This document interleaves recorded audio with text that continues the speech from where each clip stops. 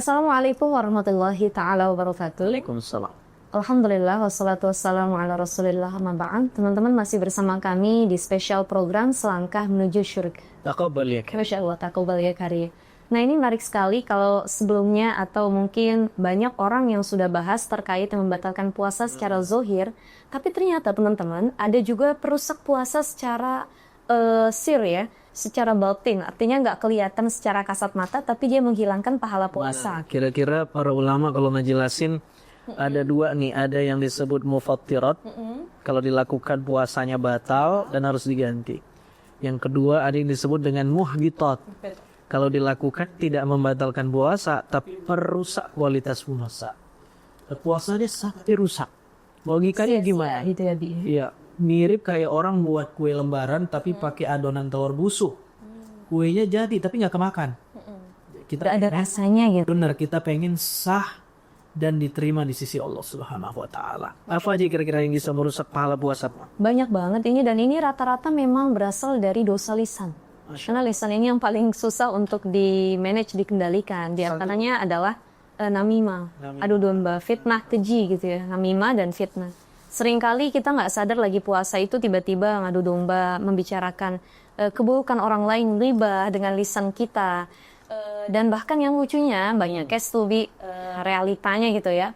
Ada yang kalau lagi gibah tuh, jangan gibah, kenapa? Kita lagi puasa. Ntar aja nunggu berbuka pas maghrib. Gibahnya habis maghrib. Habis maghrib atau habis lebaran aja. Jadi grup WhatsApp gibahnya di close dulu. Di close dulu.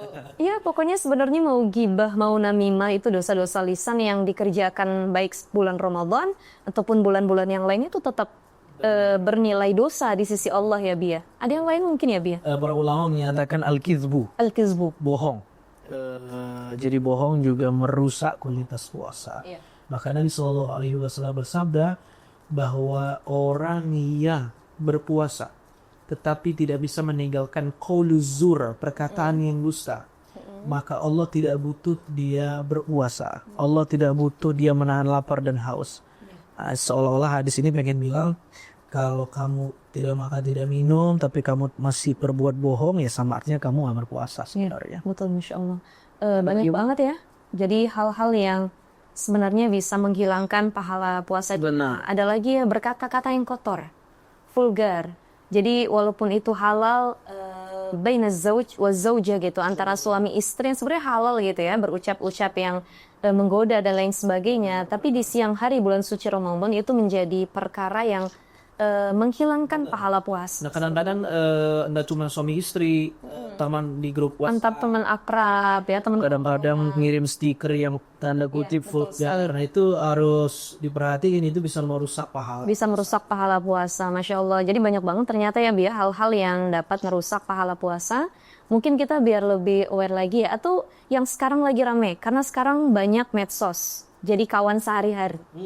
Melihat perkara yang tidak baik dengan mata. Kalau tadi dosa lisan kan, An-nazar syahwat, an-nazr bisyahwat. melihat dengan dorongan syahwat, baik kepada yang haram maupun yang halal. Betul.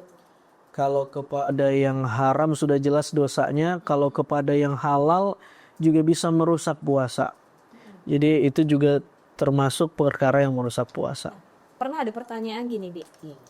Ustazah, gimana kalau misalkan kita lagi buka handphone, kita nggak ada niatan untuk melihat perkara yang tadi an-nazar bisyahwat, atau itu nggak vulgar. Tapi kan kadang-kadang suka hadir tuh iklan-iklan atau video-video yang nggak baik. Gimana? Di skip, langsung di scroll, atau kalau kita ngelihat langsung dosa atau gimana, kan nggak sengaja tuh. Benar, ya itu namanya pandangan pertama belum kena argo dosa. Pandangan pertama maksudnya adalah pandangan yang nalar syahwatnya belum jalan, bukan pandangan yang belum noleh.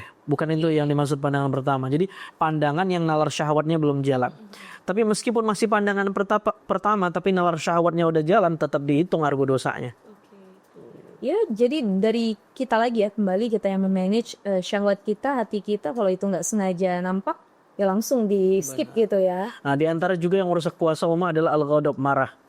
Nabi SAW bersabda, jika ada orang yang memancing emosi kamu, katakanlah, inni shaim, saya sedang berpuasa.